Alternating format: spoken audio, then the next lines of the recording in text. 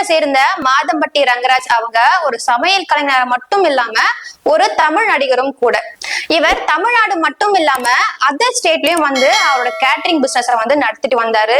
அது மட்டும் இல்லாம Madhampatti Thangavelu hospitality private limited அப்படின்ற ஒரு நிர்வாகத்தோட தலைமை நிர்வாகியும் கூட.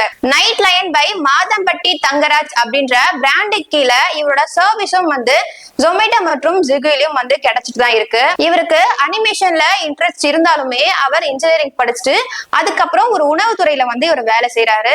அதுக்கப்புறமா 1999 வந்து அவங்களோட சொந்த பிசினஸ வந்து இவர் எடுத்து நடத்தலாம் அப்படின்னு முடிவு பண்றாரு. அது மூலமா இவரும் இவரோட சகோதரரும் என்ன பண்றாங்கன்னா பெங்களூர்ல போயிட்டு அவங்களோட பிசினஸ் வந்து ஸ்டார்ட் பண்ணி அங்க வந்து அவங்க ஹோட்டலை வந்து ரன் பண்ணிட்டு இருக்காங்க. அங்கேயும் கொஞ்ச நாள் வந்து பிசினஸ் பண்ணிட்டு இருக்காங்க.